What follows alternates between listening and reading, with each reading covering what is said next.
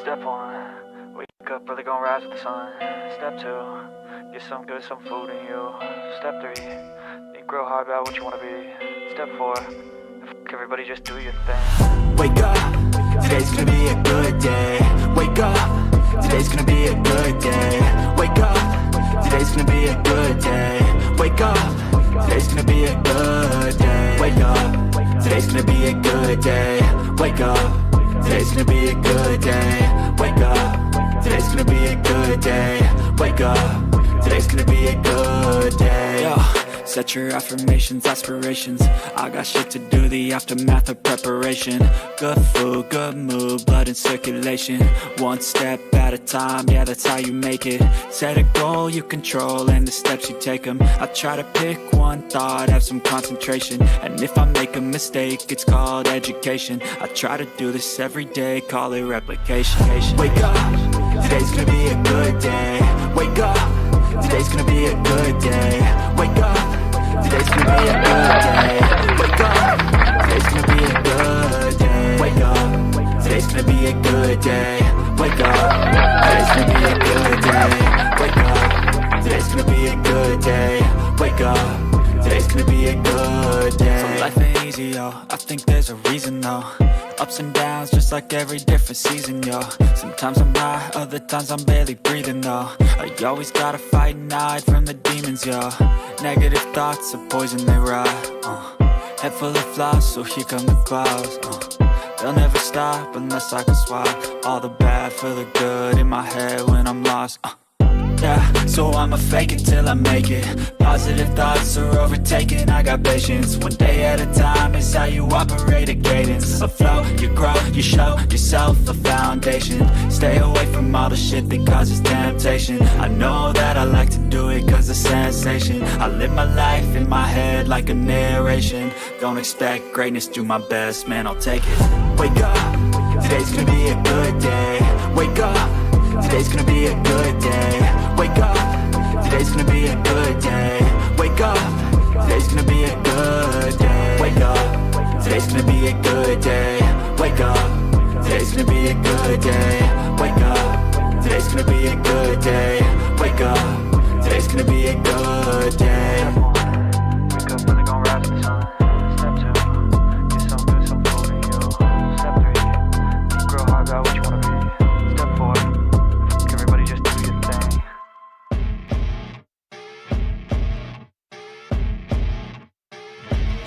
As you wake up in the morning, you want to find the latest, greatest information about criminal cases and have an intuitive conversation about the suspects associated with these cases.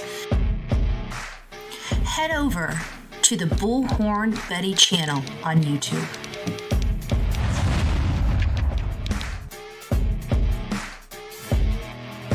Get breaking news right here on the Bullhorn Betty channel. Welcome to the Bullhorn Betty Coffee Club. Enjoy your stay and enjoy your day.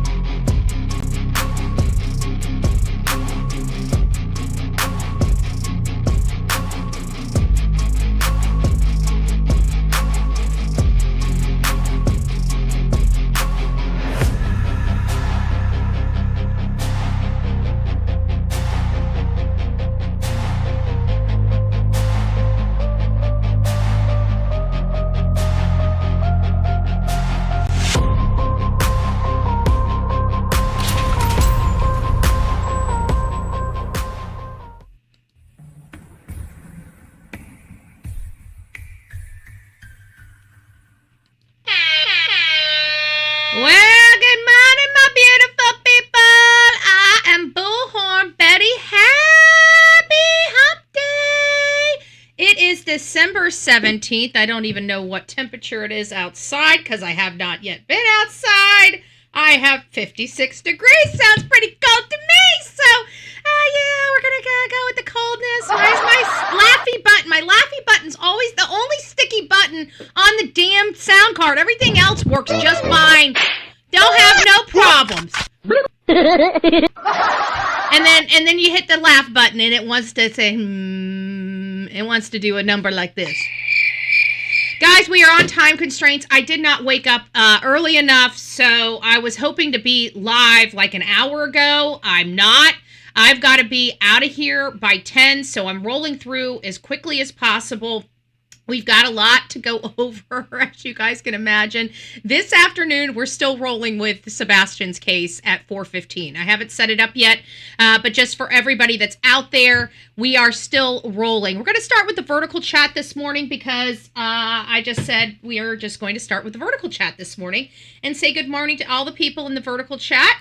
So it is nice to see you. Sonia's up in the chat, moderating up in the chat. It's nice to see. It's nice to see you. Sonia, Denise, it's nice to see you. The real me too. Good morning, YouTuber. Mama, it's nice to see you. Busy Mama at home. Hello, hello. Falker's dad, it's nice to see you. Aura, did I pronounce that right? I hope I did. It's nice to see you. Good morning, ladies and gentlemen. It is, I think I got everybody over in the vertical chat. Good morning for all the people that are watching in the vertical chat. And of course, here in the horizontal chat, it is nice to see everybody. If you want to know what the difference, there's really not much difference except the intro. You get to see the intro on the horizontal chat. You don't get to see it on the vertical chat. There's just some other stuff, that I think you guys, I don't know how to, I'm still learning the OBS system. So I've got a lot of work and a lot of building that needs to be had on the system. And we're starting to have some technical issues because I added some stuff and everything was working. And then I removed some stuff because I felt like it was bogging the system down a little bit. And now it's causing a ripple effect. I've updated the system. Hopefully we start relaxing some of those issues. I know what the problem is. The problem is my CPU on my laptop cannot handle all the processes. I've got plenty of internet here, plenty of bandwidth. It's just the functioning. It bogs the system down and freezes it up. Too much stuff is being ran. And I know it has a lot to do with the vertical, but I like the vertical and so do other people. So it's a great way for people to see us. It's a great way for people to learn about our channel. And so I don't want to remove that. It doesn't really do a whole lot for numbers or, anything like that, but it does get our face out there and our channel out there a little bit further and put in front of different people. So it's nice to see you. So I am here. Sonia's here. Melanie, it's nice to see you. Thank you for the super chat, which says, Happy Wednesday, Betty, Delilah, mods, and chat. I hope everyone is doing well. Much love to you, BHB. And I hope everyone has a great day. And we hope you have a great day, too, because I'm a love machine.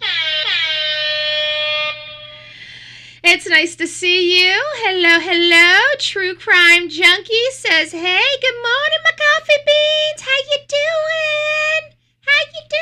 We're here.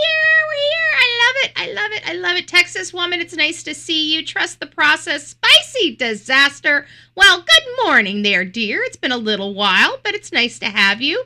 Rough Riders 1965. Well, you go, Rough Riders. I know that just by that, it sounds like you're a motorhead, okay? It just sounds like you're a motorhead. I don't know why I get the vibe you have a motorcycle or have had a motorcycle, but I just feel that is you. It is nice to have you over here. Frank it up. Good morning. It's nice to see you. Busy mama at home managed to come on over. Rover. Come on over, mom. Not of 9.5. We know what the 9.5 means. The half means she got herself a little baby. The innocent. That means it's before 2. Before, according to my show yesterday. Before they right. Before they become the real humans. No. K-Bear, it's nice to see you. Hello. Good morning. Good morning. Who else do we have? I think, Naughty McPoppins. Hey, love. Sheila, good morning. I hope you all are having a wonderful day. Good morning. Sorry, I'm starting to laugh, and I got my makeup perfect. I got I think I got it just about damn near perfect. I mean, my eyes. I mean, I can't. I worked on them. Man. I did. So I don't want to be messing. Don't be making my balls leak now, because I'm just saying, I got everything right where it needs to be. Y'all, we're not laughing today. This is not a funny matter, okay? I'm sorry, it just is not a funny matter. I've got a ribbon cutting for the animals today, okay? For the animals. Hey, Army Vet, it's nice to see you. Oh, shoot. You know what? I need to put Jules on my list. I keep forgetting to get her. My brain, I tell you what. I don't know how I function. I don't know how I get through days. I need an assistant. I'd lose my head. So, Jules, it's already Wednesday. I wanted Jules this week.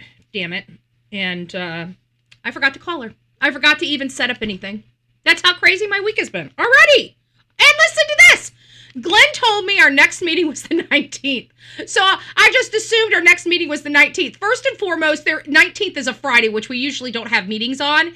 And there was a meeting yesterday that I didn't go to, didn't even brief my entire county, because, I do county stuff on my county page. So didn't brief them, didn't go. I got people saying, where's Betty? Where's Betty? They don't use Betty as my name because I'm, a county activist and they use my real name. But they're like, where's Betty? And I'm like, Glenn told me. And Glenn's like, like, I know it was a mistake, but it was my fault. No matter how I look at it, I should have been paying attention. Every Sunday, I should be looking at the agenda for the week. And that's just, you know what? And I took Sunday off. You guys watched me be lazy on Sunday. Okay, I had an exhausting weekend, and then it threw my whole week off. I felt absolutely horrible because I wanted to give it to them, right? I'm pissed off at my county. Any opportunity I have to yell at my county and my county leaders, I'm going to take it. And I missed it yesterday. I missed it. Damn it. So I got half the county pissed off at me now. They're like, where is she? And I found this out at 4:00 yesterday afternoon. I'm doing some research, and I'm like, what the? Oh, YouTuber decided to come on over. Rover, come on over. Well, hello, Kimberly. It's nice to see ya. So I'm sitting there doing something. I can't remember what I was looking for, and I'm like, oh, I know what it was. I was cutting the live from the day before all up and throwing it all up. I'm spreading. I was spreading myself around. I was being a ho on social media. I was just kind of going, ooh, I like this. Let's put this over here. Let's put this over here. Let's put this over here, right? So I was spreading it. I sure was. I don't know. I'm just saying. So anyways, I was going to upload something or download something, and I'm like, live, Manatee County. This is what I wrote. I usually don't share my text messages. See, I started off that morning. He still never said nothing about noon. It says the next time somebody upsets you, tell them to focus, which is basically F off because you're stupid. Meeting now, laugh emoji. Did he say anything like, where are you? You're not at the meeting or something like that? No, didn't say anything at all. I just didn't even respond to it. I'm like, okay, well, he must be working, right? I still didn't realize that there was a meeting. Well, finally at 4:01, I realized there's a meeting in Manatee County, and I said, I thought you said the next meeting wasn't until the 19th. I didn't even bother checking, and I'm seeing there's a meeting going on all day today, and I'm just now finding out. I said, get your shit together. Get your shit together. And he's like, what? No shit show call in? Okay. Well, it's funny. It's funny to me. I missed it. I didn't get to give it to the man, yesterday. So I'm a little heartbroken. I really believe we would have had time to do it because we ended the show at 9:30. Even if I got there a little late at 10, I'd have still been able to give him hell. We didn't have another show until 4:15, and granted, it was going on. I would have still I had to come home and do the 4:15 show, but at least we would have had a little bit done. I'm just saying. What a day. So here we are. And, what are we going to be talking about? Well, we're not going to be talking about Sebastian Wayne Drake Rogers. We're probably not going to be talking about Rebecca Parks, because Rebecca Parks, Susan Smith, Letitia Stalk, they're all going to be talked about with Sebastian Rogers. Why? Because they're convicted, and we can really identify certain behaviors that Katie Proudfoot and Chris Proudfoot, for that matter, are stating. Their behaviors, their statements, they do coincide with other people's statements. It's just those other people were guilty of sin and sitting in prison, okay? And so I think it's very, very important that we do a comparison of those things. This morning we have, we're waking up to the reality of Rob Reiner, a legendary producer, somebody that I think we've all grown up with, whether we've known it or not. We've all grown up around his work. And it seems there's just a lot of things that I just disagree with Hollywood, okay? I feel like people that have too much money don't have a good. I don't see how you can attain that lifestyle and still have a good wholesome family. I think there is truly too much money, and I know people say that the reality of things is money is the root of all evils, right? We can agree with that. I think the majority of that, no matter what our net worth is, and I have to believe that we have several different net worths in here. We have some that are really, really low, and there may be some that are extremely high, and we don't even realize we're rubbing elbows with somebody that doesn't have to work because they're financially taken care of, right? They're just here for entertainment purposes, it might even be one of the channel members that just waiting for Betty to careen into that concrete wall. Who knows what it is? But at the end of the day, we do have a lot of different net worths in here. And I still believe that at the end of the day, in order to get certain, to obtain certain financial freedoms, you're sacrificing certain family and certain time of yourself that should go somewhere else. I've always known, this is what I've known, for people that are of high wealth, they've always wanted more. They're very, very, and it's not, it's kind of hard to explain. I think they're at some stage of life, it's no longer even greed. I think it surpasses, a greed. I don't even think it's really a greed. In all fairness, I think it's how much higher can I go? I think it's the adrenaline. I think these people people of higher net worths and stuff like that do have some different makeups with them, and I think that they always want the next high. I think some of this stuff, it really does something to their endorphins. And but when you go to a different sector, say musicians and Hollywood elites and stuff like that, you're talking about sex, drugs, and rock and roll. Okay, we all know that is really what it's all about in Hollywood. We've heard about P. Diddy, his freak offs. We heard of legendary people being at this is disgusting. Okay, most of us value what's under our clothes. Some of us don't, but we still don't want to be out there all like that. You know what I'm saying? And these are the people that we expect to hold themselves to a higher standard. These people are making gajillions of dollars off of us, right? We're their market. We pay their salary, much like our governments, right?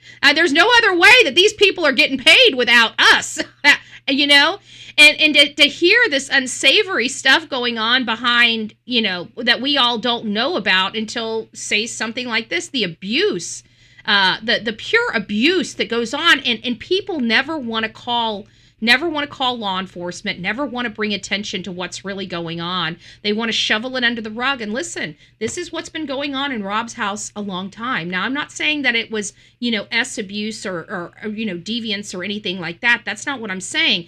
But abuse is abuse. It's just different types of abuse. And some abuses hurt other people differently, like where maybe S abuse doesn't hurt this person as much as mental abuse does, or maybe the physical abuse doesn't bother this person as much as the S abuse does.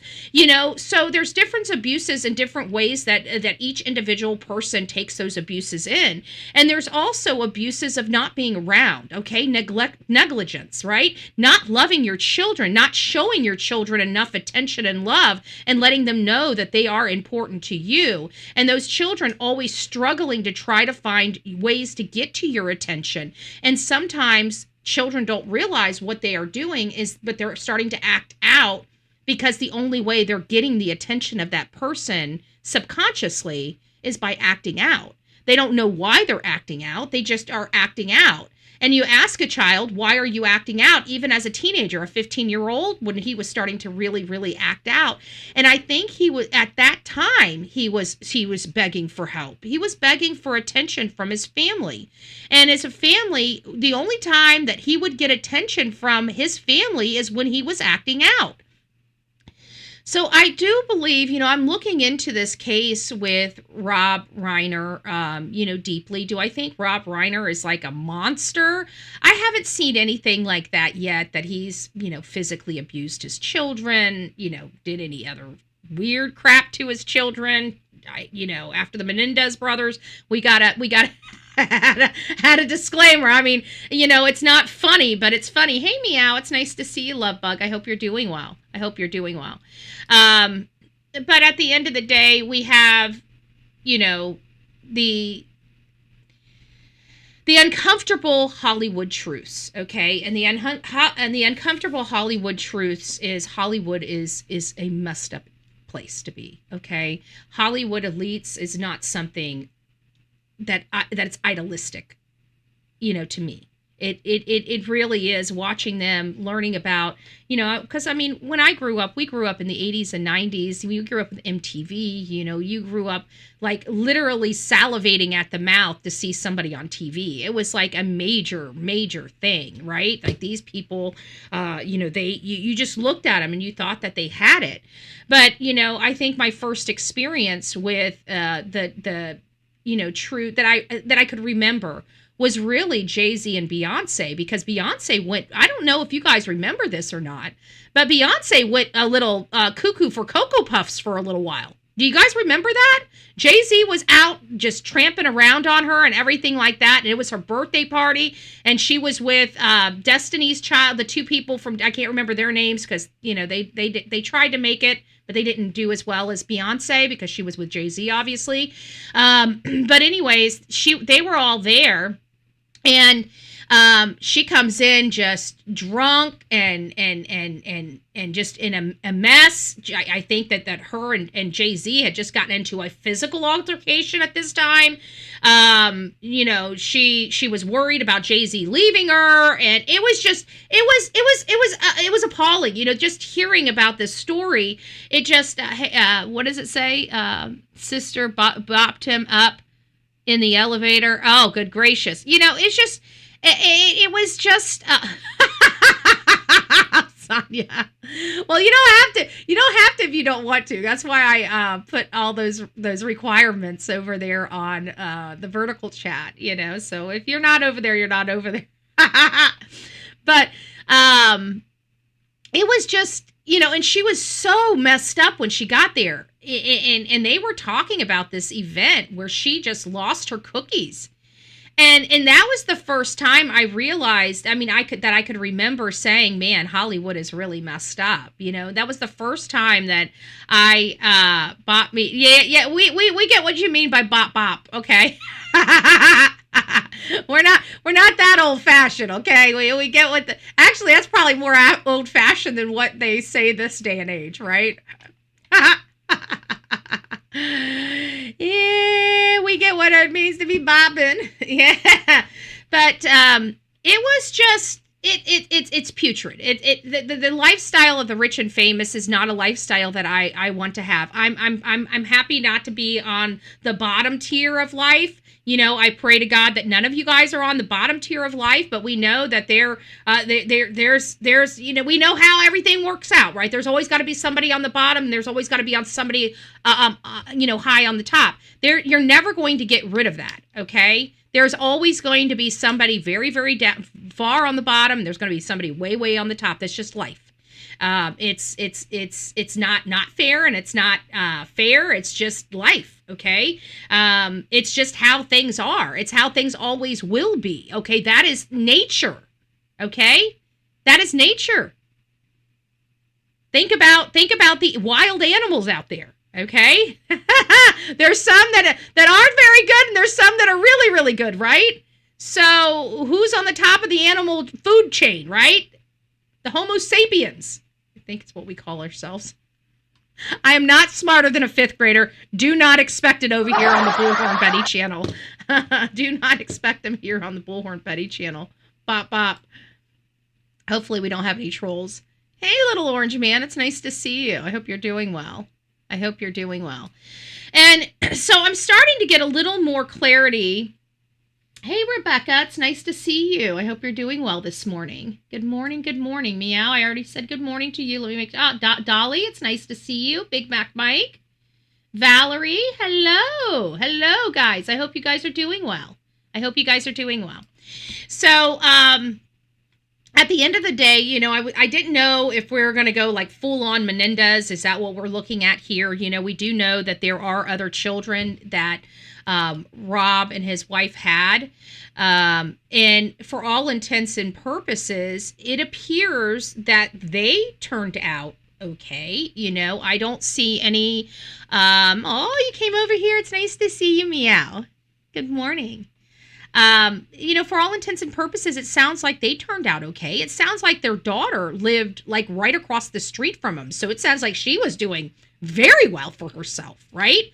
They had hundreds of millions of dollars. I don't know if they helped out or she just knew other rich people, you know, married into another rich family or whatever. But you know, that's one of the things when you're kind of in a certain area, you rub elbows with the people that are in that certain area. So most of the time, people of high net worth, you know, circulate with people of high net worth. So do their children. You see what I'm saying? So children, you know, marry the children of the high net worth individuals. It's just kind of how reality works. You know, in my society, we were in a middle to upper class area. And guess what? We hung around students that were middle to upper class students. Okay. And it wasn't because we were snooty or had our nose up in the air. It was just those were the people that lived around us. Obviously, those would be the people we played with. Obviously, those would be the people that we liked in school because we had, you know, the area. Oh, thank you, Meow. Thank you. Shocked. Mama says shocked. I said meow, but it was Mama. And Texas. Thank you, Texas woman. We appreciate all the love and the support. Thank you. But it's really, really sad. I don't know what to make of all of this, but I did go back and I did review some of, you know, people are putting out a lot of commentary from Rob. Now, I'm trying to stay away from the Trump and him and all that other stuff. You know, I listen, I'm not going to worry about selective outrage or what the president's a New Yorker. He's going to say what he's going to say. Okay. You're talking about people that have been completely rude, that put President Trump on blast. If he wants to send his condolences with snarky remarks, by God, then that's what he's going to do. He's a New Yorker and he's the president of the United States. It sounds like he has the right to do it. And I support his First Amendment rights, period. Whether it offends people or not. I offend people every day from my show. Okay. So, you know, the common theme is if you can't be offended, then maybe you should just stay off the news, off the airways, off social media. If you're just constantly offended by life, then unplug. Okay. Unplug. He's a president. He should have been more presidential. I get it. But you know what? I'm not going to tell him how, because you know what? Nobody's going to tell me. Say if BT croaked over tomorrow, what would come out of my mouth? I would give my condolences, but I'd give my condolences with a big F you. Okay? He didn't even go full Bullhorn Betty. Okay? He kept it a little more classy than Bullhorn Betty. So, you know what? I kind of understand. understand. Sheila says, Betty, for all your good work you do day after day. Thank you. Oh, I appreciate it. I appreciate it. But again, I don't want to get involved in all of that, and I don't want to keep defending him. He doesn't need anybody to defend him. You know, at the end of the day, he had a right to do it. He did it. At least it wasn't as deplorable as celebrating, right? I mean, at least it wasn't as deplorable as celebrating. I mean, we do have people that have... I knew it moved. I knew it moved. Damn it. I hate when that does that. It does that because I've got... There it is. Hold on, guys. Let me see if I can get this back to where it was. It popped up on me, and then it screwed... I hate when it does that. Okay.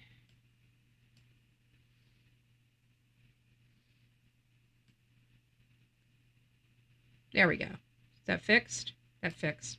What happens is this is a MacBook, so it has a line with all your little stuff down at the bottom, and it moves from one screen to the other, and sometimes it pushes up the chat, and it causes the chat to cut off. So anyways, let's get back to it. So Rob Reiner, I did have a chance to go and watch some videos. I'm going to try to pull those videos. It's going to be a little bit harder because we're dealing with Hollywood producers here. So I've got to be able to clip. I've got to be able to make sure that I have this completely above board with copyright, laws. So we do have the ability to talk about them and to present them for newsworthy purposes and criticism. But again, I want to make sure that we do it all properly. So I've got to cut and find the specific things that I need to talk about in it.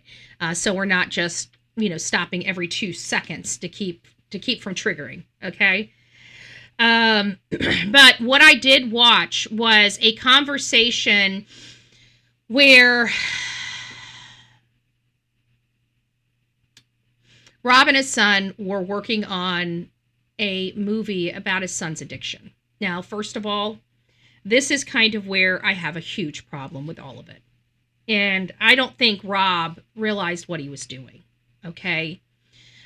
Usually people that are, in active drug addiction or in working to try to recover from drug addiction, one of the things is abstaining from any triggers, okay? That is like utmost importance to sobriety. Okay. If you don't know anything, and God bless you if you don't know anything about sobriety. Okay. That means most of you, if you don't know anything about sobriety, you don't know anything about substance abuse, and that incorporates alcohol abuse in it. I just want to say substances, alcohol's a substance. So we're just going to refer to all of it in this for this purposes of this show as substance abuse. Okay. When you are addicted, the one thing that helps a lot of people is, exploited the son's illness. That's kind of where I'm getting at. And I don't think he intended to. But again, this is his mindset. And I think this is the mindset that really damaged his son. He looked at this as, how can he turn this into something for the screen? He didn't use this as this is his family and his family needs help. He used it as creative juice for his next film. And I think that is what has been damaging his son. I think he's not realizing he's damaging his son through his actions. His son has just been striving for his attention. And he's too busy building movies and trying to do this and trying to do that I really think that his son never really felt loved or accepted by his mom or his dad, potentially. Now, I don't know. I'm still going into the dynamic of this family to find out, what led us here. But even when they were giving this interview about this drug, his eyes looked sad. Nick's eyes looked sad. It's one thing that I couldn't help but to notice. His eyes looked sad. Everybody, now looking back, they're like, oh, maybe he was using it this. I don't think, his eyes look pretty clear to me. But the kind of substance he was on, from my understanding, Cloud Your Mind, is not a substance that I know much about. but I've been around people that have known about it, and I can tell you that it it doesn't sound like you can have clear eyes being on the stuff he was on. But again, I don't know how they mask it or keep it from other people. It sounds like they don't keep it from other people very well. So I just don't know. But he seemed very sad even when he was talking on that. Just look, if you guys know which one I'm talking about. They were talking about, working on the movie together. That was really, and they publicly stated it was about Nick's, substance abuse, even though it was like being Charlie or something Charlie. And I felt really bad because, this is not creative juice. This is his son. This is his son that he just, put on the big screen and showed was this Skid Row junkie. I don't know, logically how anybody thinks that that's helpful to a person in recovery. But to me, it feels like it would have been a major trigger for him and would have, at minimum, shot him into a deep depression.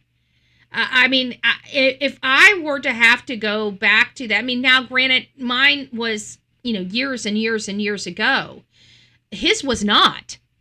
Okay? His was not. The bulk of my substance abuse was almost 20 years ago.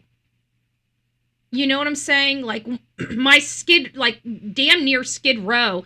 I never was Skid Row. I never, I've always owned houses and always had money in the bank, barely, even through all the stuff that I had. I was a hard worker, and I did fall. I lost a lot, but I didn't lose it all. And there was, I can tell you, even after all of this time, doing that type of documentary, that detailed, that's the problem I had with it. It wasn't just telling a story. It was seeing the detail, his son having to be there and help the actor mimic what it is to be high. What? That's the kind of abuse that I'm talking about in Hollywood. That to me is very abusive. That is more mental abuse than I don't know if I could handle that without breaking. That is very, very tough. There's a lot of people that out there that struggle with recovery. Even years later are struggling with recovery. I don't see how, people struggle with recovery so much that, you can't even cook with cooking wine in some cases. Do you understand that? It's like YouTube called it a comedy. I don't know, had anyone seen it. I hadn't seen it. I didn't know anything about it, I knew some of the, gosh, I can't remember the names of the movies, but Father of the Bride, right? I knew that one. That was iconic. That was legendary. All in the Family. That was a sitcom from, before my time, but I watched it a lot because I was out in Mayaca City without, without any TV other than antenna. And, you get what you get on antenna. I think we had maybe three to 8 channels. Yeah, you didn't get a whole lot to choose from, but it was an iconic sitcom for the time. Some people, this day and age, if that sitcom would have ran in 2025, trust me, we'd have a half of America offended, right? We got half of America, pharmaceuticaled up, and the other half freaking offended. It's just, okay. Love what America's becoming. But I digress. So I don't know what's going to go on in this case. They're talking about the death penalty. This is California. Let's if they, right? California can choke. So this just goes to show you if you the haves and have-nots, right? So if you're the have-nots, you can go and get, and the person get out in 8 years. But hey, if you're a legendary producer and it's your son, well, by God, all of a sudden it's funny how we can just dust off the DP and say, okay, we got it back again. It was just a moratorium anyways. Who really cares, right? Who really cares? I mean, that's California for you. But again, I don't want to just assume. I don't want to just assume, but they do have a moratorium on the DP, and people are asking, are they going to be asking for the DP? I don't know. I have no earthly idea what they're planning on doing with this young man. But I want to hear his story because we know that Hollywood is a mess. So I want to know what messed this kid up, okay? Because we got a lot of Hollywood kids out there that are messed up, okay? These people are not going to be anything but bums the rest of their life, okay? And how do Hollywood elites keep turning out these bums and these drug addicts? Does anybody ask those questions? Why is all of this crap coming out of Hollywood? Like, what Hollywood movie star or musician actually has decent kids? I mean, very few. Very few. Look at the Hiltons. That was a freaking nightmare. Paris Hilton, did you see her? My dad was Archie. Yeah. Yeah. Well, it was, again, it was the times. It was the times. Can't buy love. You can't instill love either. I mean, what happened to these people? They chased money so much they forgot, they lost why they were chasing money to begin with. Most of these people chased money to be with, to give their family everything. Most of these people did that for their family, and then they just removed themselves from their family, and the family fell apart. And you wonder why. Well, you're too busy making money. You didn't even bother caring about us. Hit the like button, show BHB some free love and support. Thank you. Thank you. I do appreciate it. We are on time constraints today, folks. If you guys did not know it, we are on time constraints. I tried to get this moving as soon as possible. I've got to be out of here by 10, and usually we run, a couple hour live. So hopefully we'll get this wrapped up by around 9:30. But we also have other breaking news besides just this. And first and foremost, we still have no idea who is responsible for Brown University. But I'm starting, I at first I was thinking, because we're hearing that the person screamed something on campus, and that's being hush-hushed, okay? I don't know if you guys know that or not, but on Brown University, there was something hollered before the shooting began. And the only time we ever hear somebody hollering something before they start unloading a rifle is usually Allah Akbar, right? Allah Akbar, which is Islamic, for whatever, their God or whatever the case may be. I do not believe Islam or the Quran is a religion. That's just my position on it. I don't really care to argue it or anything like that. But for those that are highly offended, I just wanted to let you know where I stand on it, so you can be highly offended on somebody else's channel. But that's what I'm hearing. I'm hearing that this person, which is what's leading me to believe that this is an Islamic terrorist attack at Brown University. But because it hit the VP of the Republican Party there on campus, it kind of gives me this, I don't know, vibe that it could be like a radical left freak. So I'm still, even with all this new information, I'm still not off the fence because we don't know who it is, right? And I saw Matt Thibodeau threw up the photo of the person that they reviewed, and he was not a white guy, okay? And he looked very, very slender, and actually he looked like one of my county commissioners. I mean, he looked like an innocent person. Like, I would never have, look at him and think he's a violent person. But again, he was not a white guy. Was he part of a organization, or was he part of the, decoy? We don't know because we don't know what we're dealing with. So we have to throw all of these things out until we find out.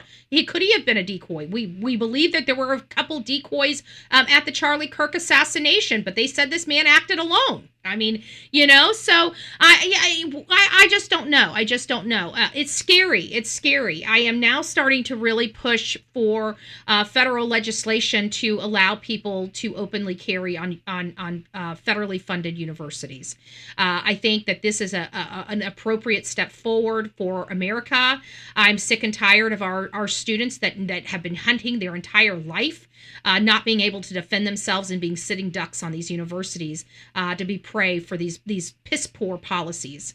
And so I'm actively currently working right now on trying to bring attention to getting our Second Amendment on universities, federally funded universities. Now, if universities wants to make their own decisions about that and absolutely opposed to having that, then fine, don't ask for federal funds ever again. Federal endowments, federal funds, research funds from the federal government, anything feds, you do it on your own. If you don't want to, and I think every university should have the option to make the decision on whether they want to have gun-free zones or not, how important it is. I find that these universities really don't have a problem with the policies if they're being paid. It's funny how everything always comes down to money when it's related to our universities. So we start incentivizing them to make it easier for people to openly carry on their universities.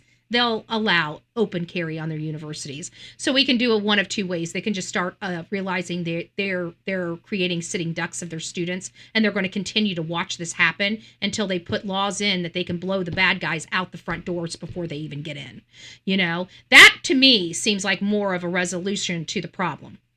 Okay. Now, I know there's a lot of smart people in our government, a lot smarter than me, but it seems like those smart people never quite use common sense. So there is that.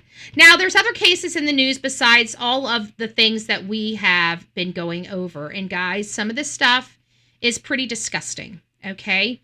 We have an Illinois mom who pled guilty in a brutal death of her 6-year-old son that she left in a cold shower. And I want to show you this cupcake.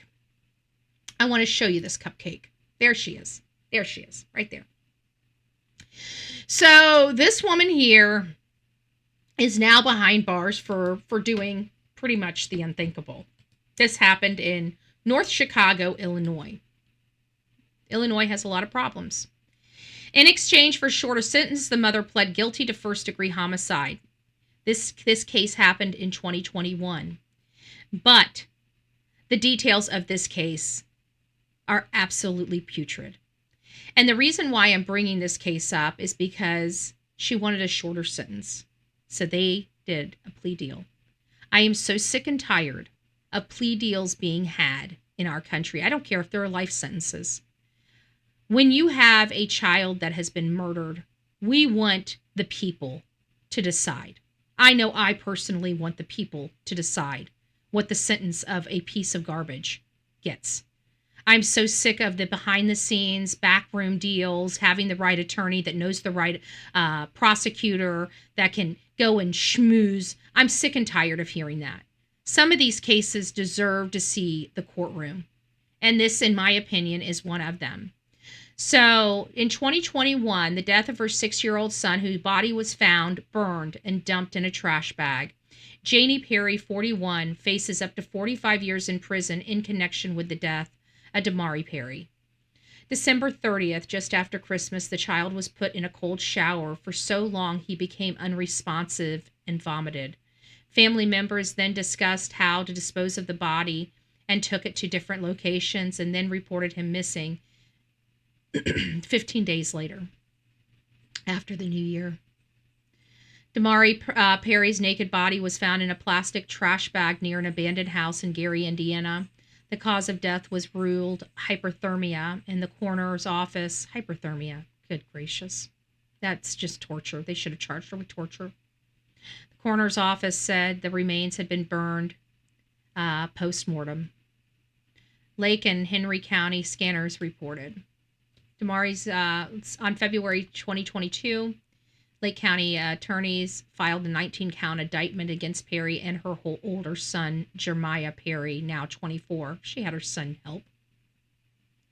They were charged at the time with first-degree murder and additional counts of aggravated battery of a child. I wish dismemberment was a part of this. Conspiracy, aggravated domestic battery, concealment of homicide, death, endangerment of life and death of a child, abuse of a corpse, and obstruction of justice. A third family member was also charged. Officers alleged Janie and Jeremiah planned to punish Damari for using prolonged exposure to the prolonged exposure to the cold shower, and we still don't know what he was in trouble for. So, again, I want to show this piece of garbage mother. 45 years. I'm sorry. It's just, to me, it's just not enough, folks. It's just not enough. Okay? It's just not enough. We deserve to have the details of this case. This woman right here does not deserve to have the case die. See, that's what these plea deals do. And I want to make sure everybody understands, whenever our states decide to plea deal, it stops the trial from going forward. That means the public really never knows what this monster truly did. And I feel like if the world knew what she truly did, 45 years was just a slap in the face of justice. This lady here, I don't care what state you're in, when you do something like that, when you torture a little baby, not a baby, a child. And I think that a cold shower rises to the level of torture, especially that it's so cold that a child gets hypothermia, folks. Hypothermia? I think that this lady here should have had a trial. I think the people, her peers, should have been the one that decided what her sentence is ultimately, or a judge, after he heard the true gravity of the evidence. I think this is cowardly. I think it's 45 years. 45 years. I'm sorry. It's not good enough. It's not good enough. I'm sorry. It's just not good enough. Listen to this. Serial killer, right? This is not a serial killer, but what a clever murderer. What a clever murderer. He was able to almost get away with it because people thought a serial killer that was not him was ultimately responsible. This is a freaky case. You guys now know why I grabbed it, right? Because we are all about serial killers on this case, right? We're watching Rex Heuermann, we've Bob Long or Rob Long or whatever his name is. We've done so many serial killers on this channel. Pee Wee Gaskins. I mean, and so I thought this was interesting because how crazy is it that somebody could literally avoid charges in Long Island because the death was once attributed to a serial killer. Once attributed to a serial killer. It was found near Gilgo Beach. I think that they thought this was Rex Heuermann's death. What? And he's right here in Tampa? Right here in Tampa? Guys, Betty's life is in danger. Betty's life was in danger. I'm glad the hate channels didn't know he was just over the bridge. Missed opportunity, ladies and gentlemen. Missed opportunity.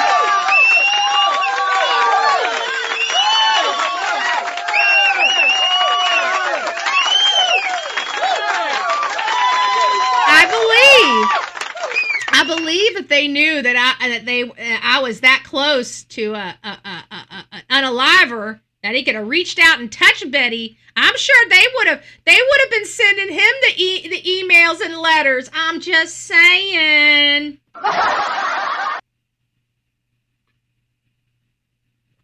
I kept wondering why Jonathan wrote a serial killer and sent my address. I guess now we know.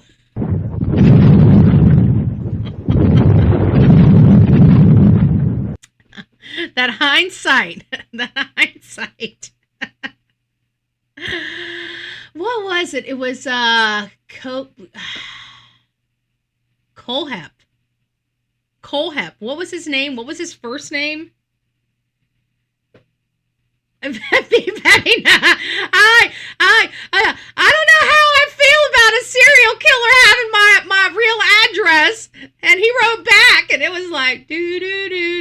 Where's my creepy piano? Where's my creepy piano? I got a creepy piano. Don't I have a creepy piano? And then one night, there was a letter sent, and then a knock at the door, and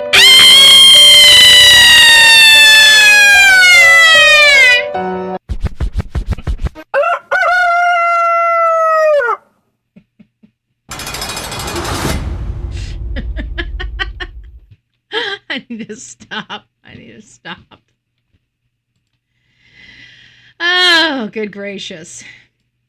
So the death of a woman long thought to have been the hands of a New York serial killer has now been linked to the father of her child. Can't they do anything right?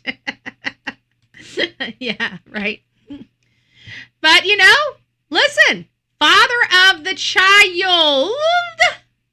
Andrew Dyke, 66, was arrested in Tampa, Florida on December 7th on a warrant out of New York in connection with the killing of Tanya Jackson, according to The Independent. He was believed to be the father of her daughter, whose body was also found in the area. We had a body out there with a baby. Remember? And it was found, like we had the Gilgo. Oh shit, I just moved that again. Damn it. Hold on. I think I just screwed up I'm going to make sure I didn't screw it up. I kind of screwed it up a little bit, but not too bad. Okay. I got to be careful with that. So we had a baby out there on Gilgo Beach that was found with, and they weren't connected. And I'm pretty sure that wasn't it with Cherry or something? Wasn't Cherry the one that had the baby? We'll have to go back to the Gilgo Beach, but I think one of the cases that were originally attributed or thought to be Rex Heuermann might actually be this guy here. Let's keep reading. Oh, no, Peaches. Peaches was her name, not Cherry. It was Peaches. He's responsible for Peaches. That's it. Peaches. Not Cherry. I don't know why I think Cherry was on Fire Island. I can't remember. But anyways, Peaches. You guys remember Peaches? Who remembers Peaches from Gilgo Beach? Raise your hand or put a 1 in the chat.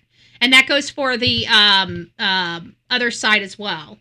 We got 29 people in our vertical chat. By the way, guys, it's nice to see you over there in the vertical chat. I'm glad you're listening in. Thank you for being here.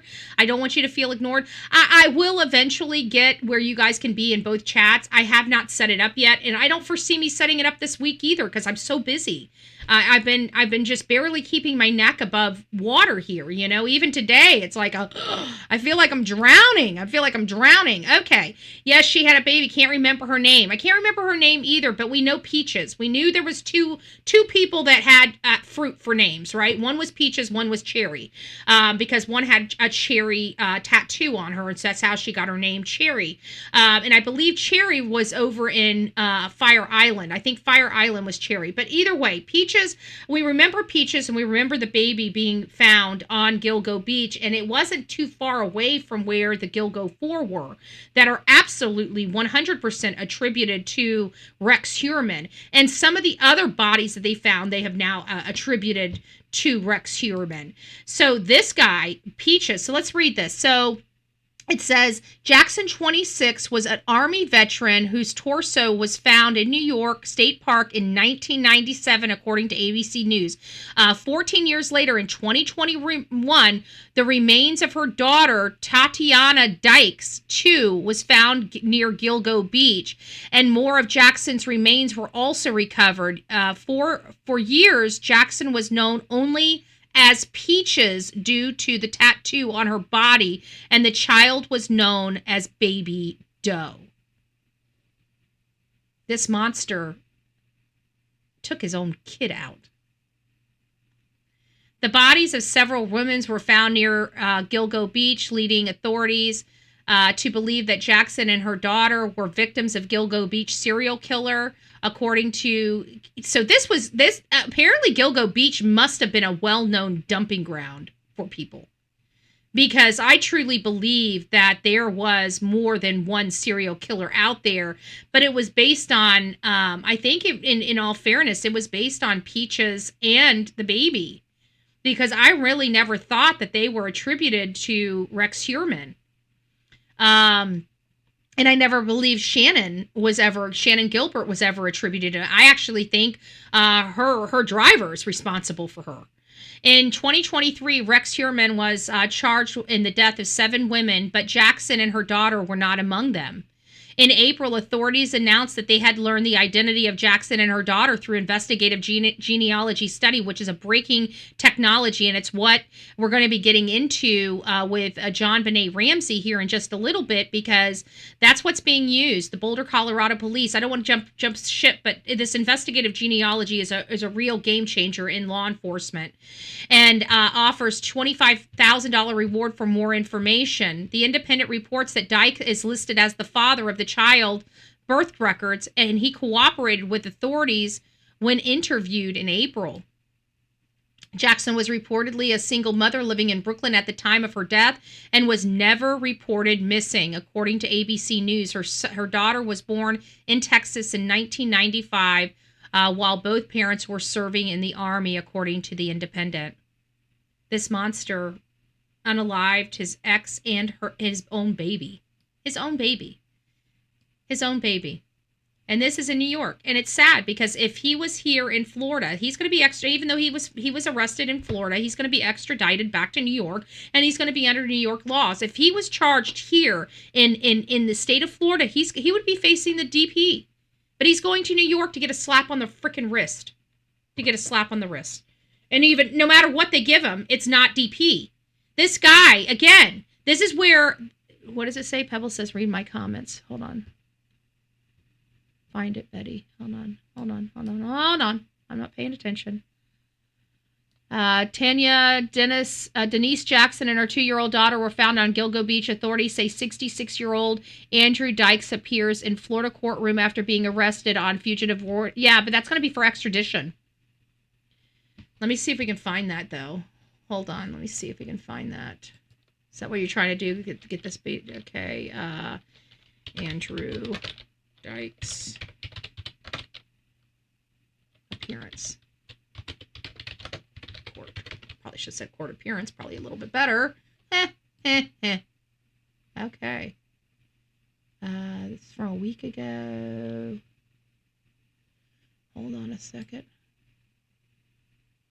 Where the hell is my news? Is my news in Florida not covering this?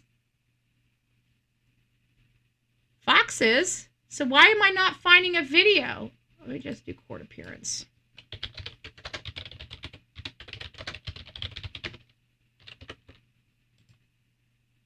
Oh, here we go. We got it covered. Give me just a second.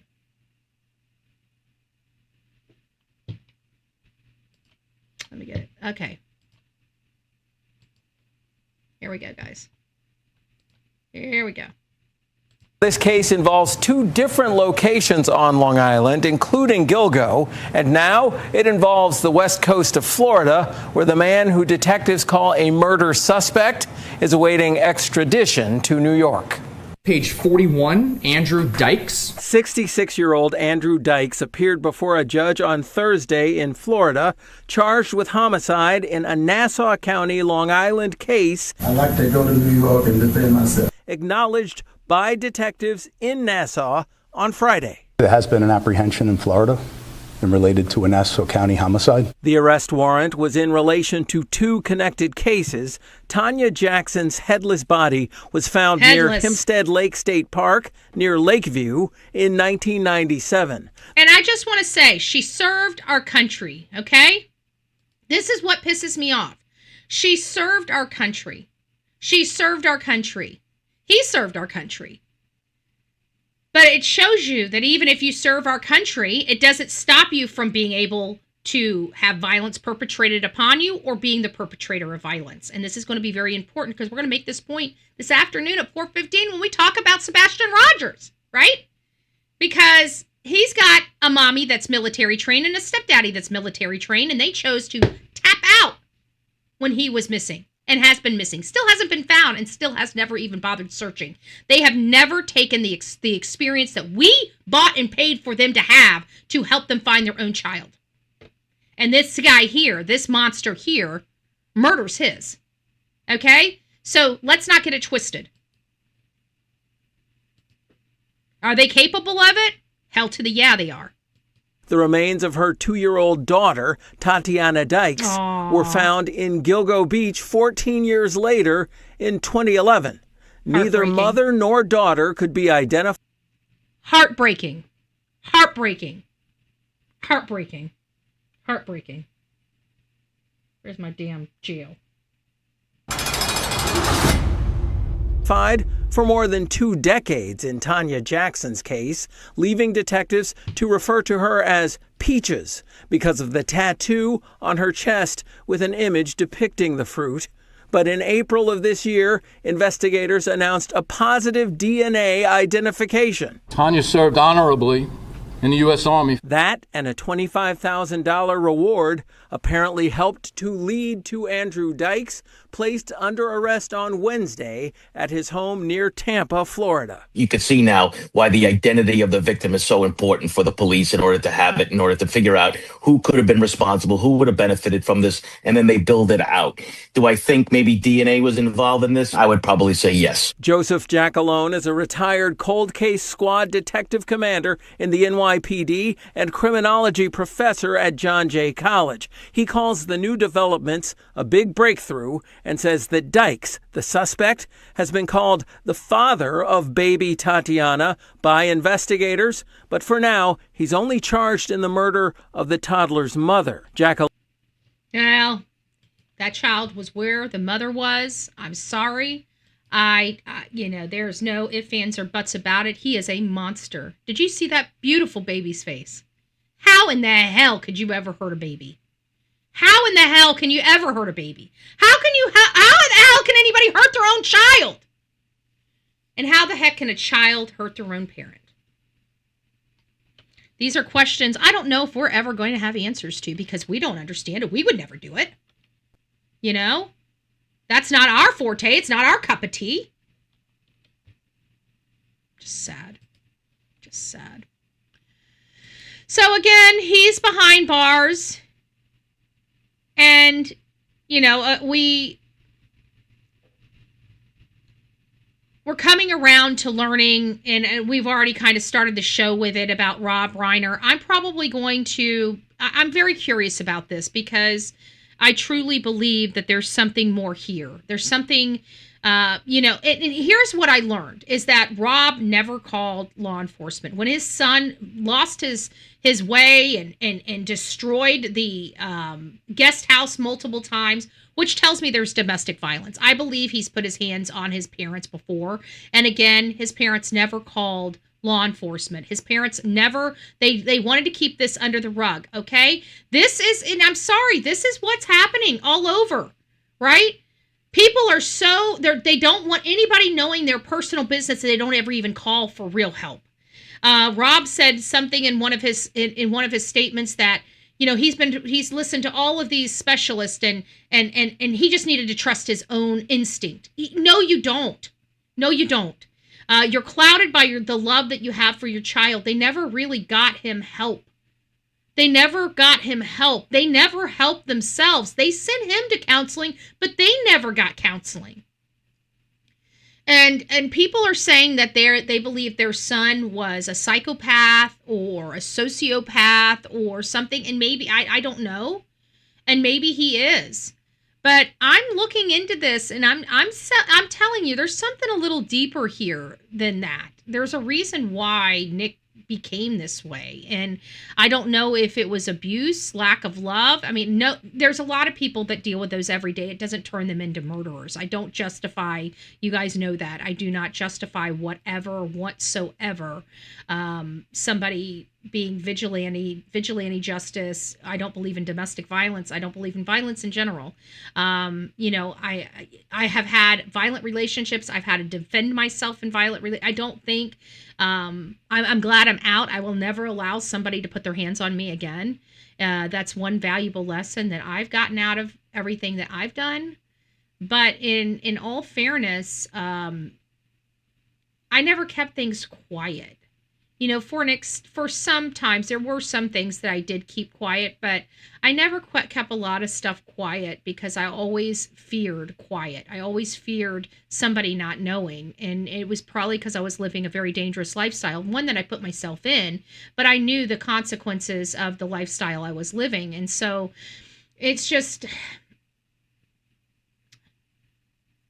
there were a lot of things in my own life that probably needed law enforcement intervention, that law enforcement intervention wasn't called. So this is where it comes down to, again, parents hiding what they're dealing with at home. And they shouldn't be. They should be actively trying to find ways to help their child, but they should not be putting themselves in danger to do it. If he's able to destroy an entire guest house, what would he do to them? And this is the ignorance of so many people that think, my child will never do that to me, right? My child will never do that to me. I guarantee that this right here was the furthest thing from Rob and his wife's mind that their son would ever do. They knew they would probably wake up one day and find their son deceased. But I don't think in their wildest dreams did they ever think that they were going to be stabbed to death by their child. I don't think that they ever remotely thought of that being a consequence to what they were doing in this lifestyle that they were living. And I see the struggle for many parents. I'm not, again, we're just having a conversation here. I think that we need to have this conversation because I think there are a lot of parents that are in the same position as Rob and his wife were, where they have these drug addicted kids. The question is, what drove the kids to the drugs? There's always something that drives the kids to the drugs. People say, oh, it's because of experiment. And while some of that is the case, experimental is just that. It's an experiment. You want to see what it is. It's not a full-fledged addiction.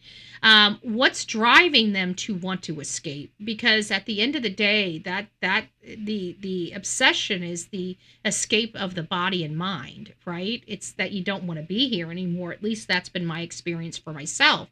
I had a lot of stuff going on and I didn't realize why I was doing what I was doing, but it was because I didn't want to deal with it. And it took me a long time to realize I was dealing with it, whether I was, messed up or not. It just, when I came out of my stupor, it was 10 times worse than before. So it didn't do me much good. It didn't do me much good. But there's been a lot of times when we've seen parents that try to cope and try to hide and try to sweep stuff under the rug, and they become victims of the crime. They become victims of their children because they don't want to acknowledge what they're dealing with. And as sad as it is, and I know people are probably going to be offended by me making the next statement I'm going to make, but, in this case, it was the parents that got the worst of it, not some strangers. But in many cases, these young 20 and 30-something years old, usually grab a rifle and go and hit a soft target. And those soft targets are usually an elementary school or a different type of school. We've seen it many times play out before. That's kind of how it works. So, the silver lining is at least it was just the family. It wasn't, innocent people that didn't even know this guy that's losing his shit, and the parents are just trying to cover up the fact their child's losing the shit instead of getting real help for him. They should have thrown his ass in jail a long time ago. If he's in jail, at least he's not, you don't have to worry about him losing his life out there on the streets, but they even kept him, another set of parents that kept their child unaccountable and enabled him to their detriment, to their death. They enabled him to their death. And many people in Hollywood said that if he did not kill them, if he did not murder them, that his parents would still be defending him. His parents would not allow him to be held accountable for nothing.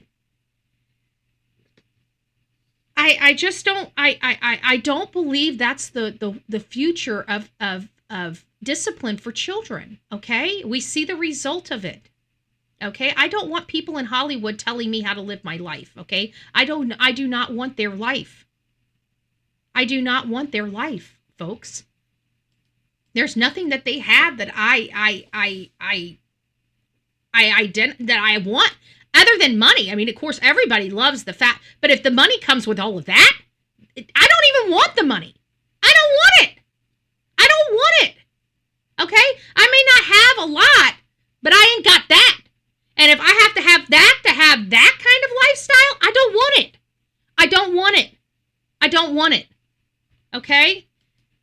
I want to know children are loved and cared for by their parents, not pawned off to nannies and butlers. Okay? If you are in Hollywood and you have all this money and you can't spend 1 ounce of time with your own children, quit having children. Okay? You're abusive parents. I just want to throw that out there. I hope somebody from Hollywood sees this one day, because I despise what you do to your children. I despise what you do to your blessed children. It is abuse. It is abuse. Not loving your children is abuse. Not being there for your children is neglectful. I don't care how much your net worth is, and if you could have 10 nannies, it ain't a mommy and it ain't a daddy.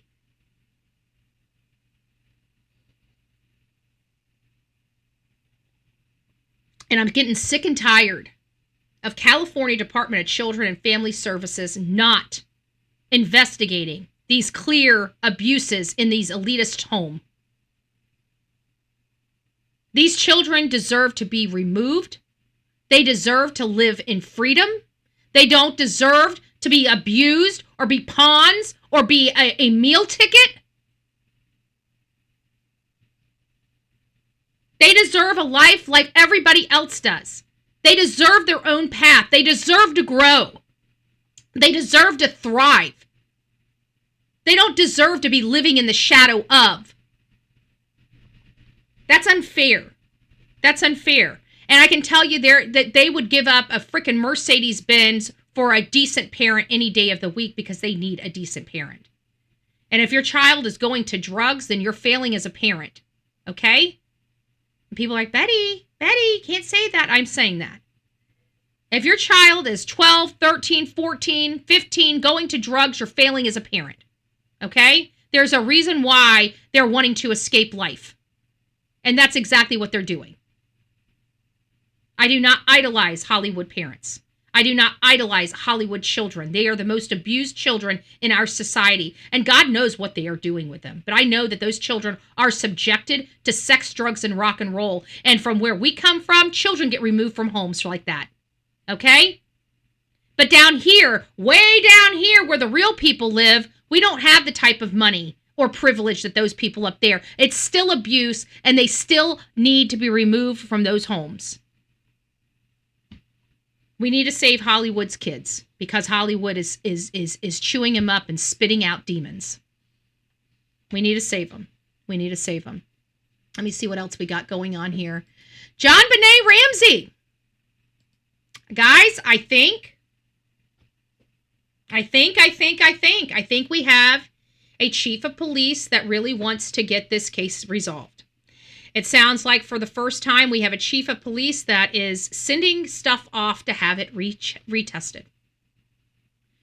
I can't thank that police chief enough. I don't know why the chiefs of police prior to this one did not make the JonBenet Ramsey case a priority, but I believe it's because they were trying to hide horrible detective work. Very one-sided work, okay? I want to throw this out there once again because I love the Lore Lodge and the Deception Detective. I do not believe it is John Ramsey or Patsy Ramsey, okay? I'm sorry, I just don't believe it. Believe it or not, Ashley Banfield, my BFF, yeah, reminds us all that both Patsy and John were officially cleared. Okay? Law enforcement has officially cleared both of them. So they are not even considered suspects in JonBenet Ramsey's case. Neither one. Okay? And everybody's like, well, what about Bert? Okay, listen, I'm sorry. I'm not going for a 9-year-old child did this. Okay? You guys can go down that rabbit hole if you so choose. I tap out. Okay? I tap out. I do not believe it was the 9-year-old boy. So Mama, that's it again, going back to DD. I don't believe it was the 9-year-old boy. Okay. This to me, because I don't think that a 9-year-old boy would know how to make a garrote. Okay. I just don't. I don't see where that's I didn't even know what it was or what it was even called until, a year ago? 2 years ago? I had no earthly idea. I've heard this case my whole life and still never even realized that there was a garrote involved until I was researching it 2 years ago, something like that. And then I'm like, oh, I did. I think a lot of people believe John and Patsy were responsible.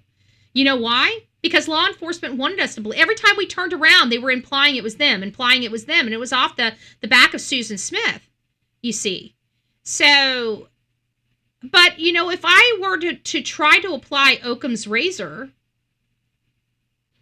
and not imply things and just take the facts as facts, I really believe it was somebody very close to that family.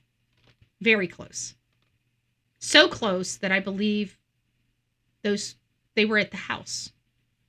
And I hate, I don't know the people involved. I haven't taken a deep dive into it, but I keep wondering who, if it's not Patsy and it's not John, who would know about the bonus and who would be very familiar with that house? Their best friend.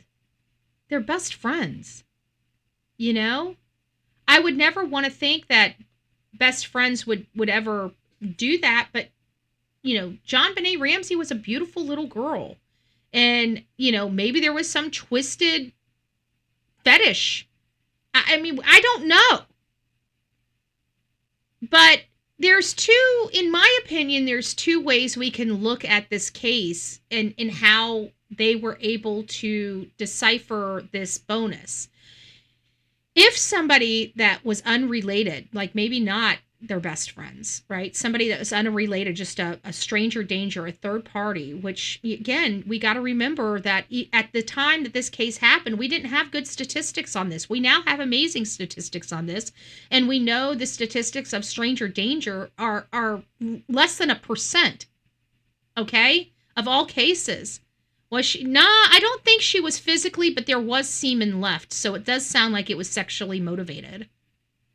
From everything I understand, which again, it implies that it couldn't be her brother, because if they had semen and I would assume that they would be able to at least get at that time a blood type from the semen, if that was the case, So I don't, Texas Mom, I don't know, but I believe there was semen at if I remember correctly. Let me just look. Let's not guess at this. Hold on 1 second. Let me see. Was there semen found? Hold on.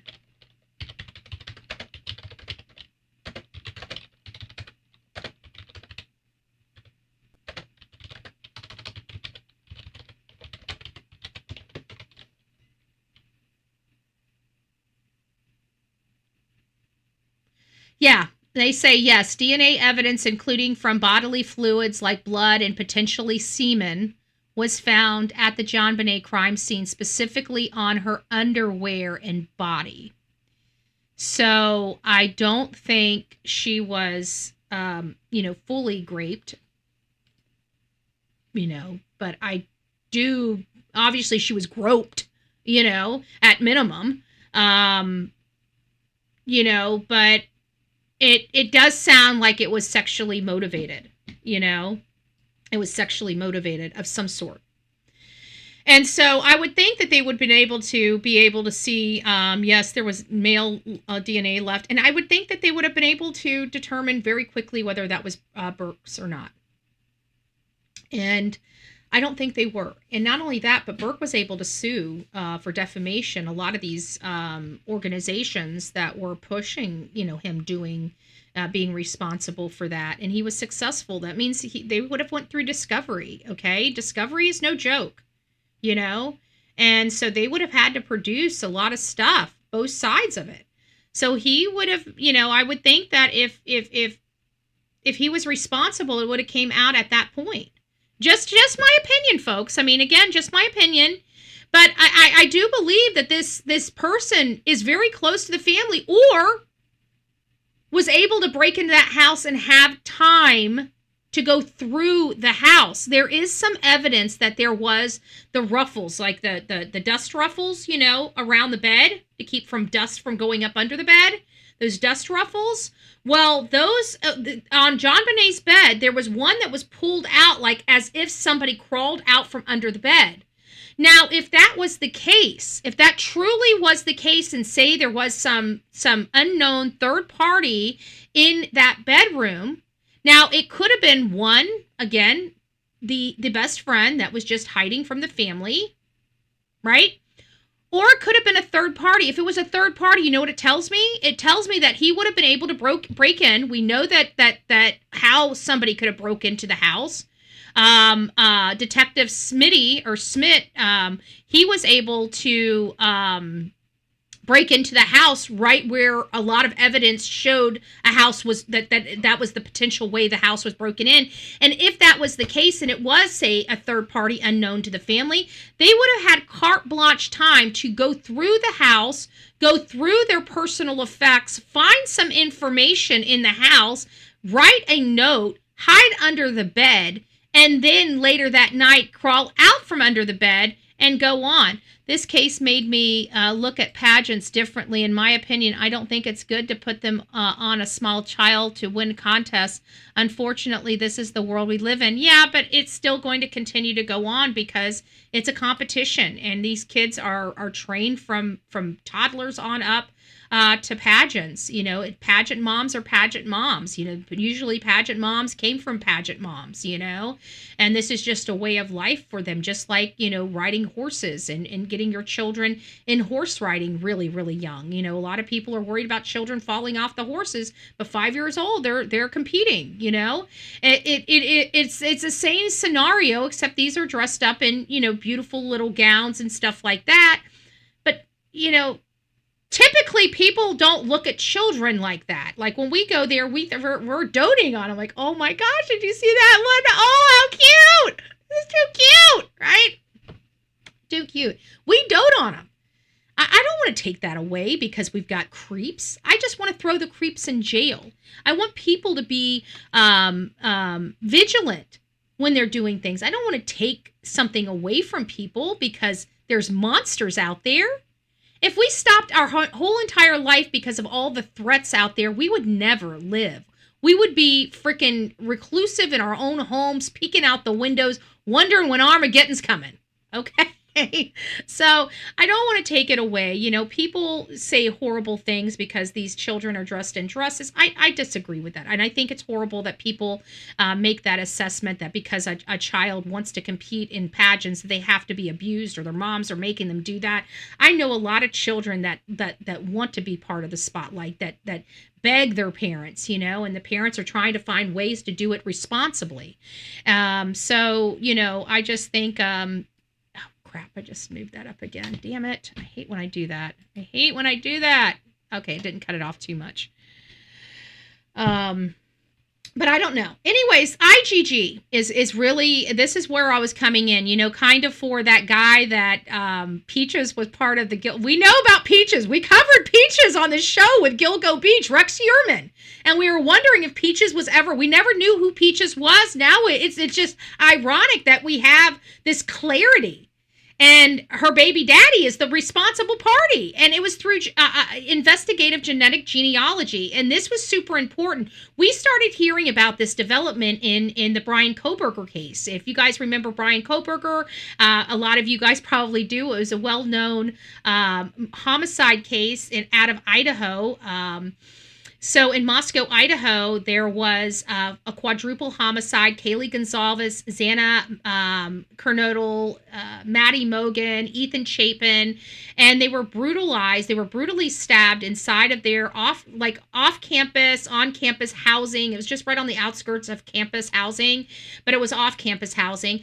And they lived there, and in the middle of the night, somebody broke in and stabbed 4 of the 6 people in the home to death.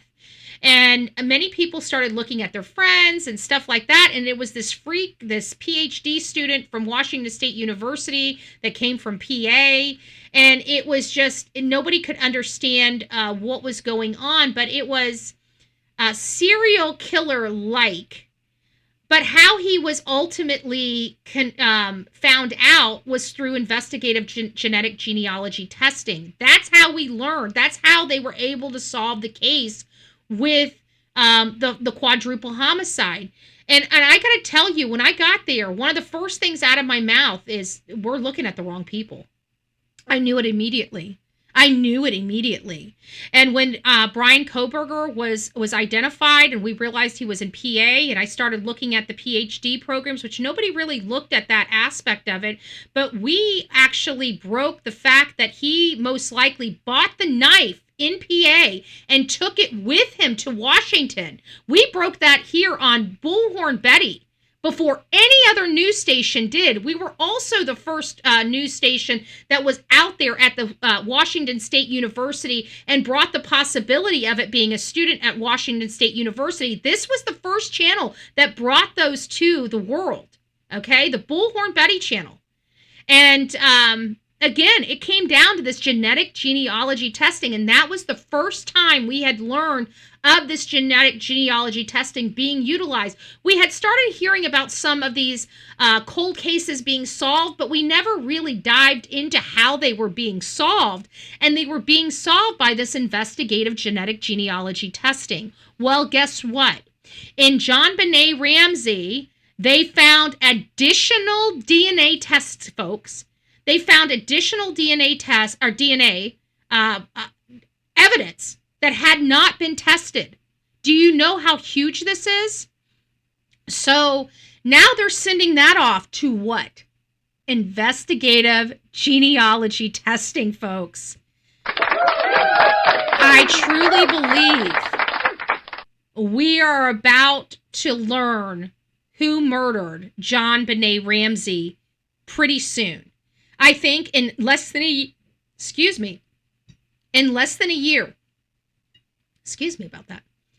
I believe in less than a year, we are going to know this case is going to be solved. I believe it. I am so curious to find out who it is. And listen, this is what I'm going to say. This is a 30-year-old case. There's a lot of speculation.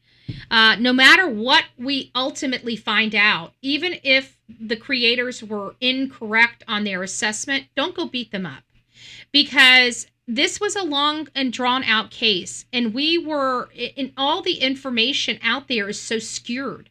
It's because law enforcement really screwed up, this case at the beginning, because they were so adamant it was the parents. They weren't. That's detrimental to a case. It's detrimental to a case to do that. And they really didn't want to look anywhere else, and they were fighting to turn DNA over later in life, and they were trying to force the DA to bring this case against the parents. And the DA knew that they didn't have enough, that this was shaky, even though the public didn't know it. The public was mad at the DA for not bringing the case forward. You know, they were ready to start pitchforking him. Okay? They were ready to lynch the prosecuting attorney because he did not want to bring the case. He knew it was filled with a bunch of holes in it. He knew. And, everybody beat him up. He lost his reputation and his career to do the right thing. And this is so important because you know what? It takes people like that standing up and doing the right thing, not because it's easy, but because it's the right thing to do, even at their own detriment. And that's what that DA went through at his own detriment, but he knew it was wrong to do it. And he stood on his convictions. And he stood on that hill all alone. And 30 years later, by God, we're realizing why he did it. He lost his career 30 years ago because of what he did, but he did the right thing. He made the right decision. And he should be retroactively accommodated and acknowledged for that. And he wasn't. He is still, being, his reputation was sullied over this. But I think in due time we're gonna get to the bottom of who it is, and I just want to thank all the people that have spent countless hours researching this case and trying to provide clarity. And sometimes when you're assessing things, you're right. Sometimes you're not right. Yeah, I may be completely off base. They may be completely off base. Hell, we all might. It might be another Brian Koberger, right? A person in left field that nobody was even looking at or paying attention to that ends up being ultimately responsible for the death of John Benet Ramsey. But I think here in the next year, we're going to know. I think we're going to get a short list. I think this is what's being used in Jennifer Kessie's case in Orlando because they've got a short list. Like, after 20 years, we're finally going to get an arrest. We're going to finally get to know who did this to this poor woman. And I'm begging to God that they find her remains. We all know that Jennifer's dead. Her parents know she's gone. Her parents know she's never coming back again. But they want to put their daughter to rest. They have fought for years, decades, to find out who did this to their daughter, put them behind bars, and to find their daughter so they can lay her to rest. I can't imagine being a parent and not, knowing my child is gone and not being able to bury my child or give them a final resting place. That has got to be the most helpless and hopeless feeling in the whole entire world. A lot of our families go through horrible walks. Hey, Stuffers, it's nice to see you. Fedora, it's nice to see you, love. Stephanie, good morning. Good morning, ladies. Happy hump day. Happy hump day. But yeah, that's heartbreaking. I believe the stress made her cancer come back. Yeah.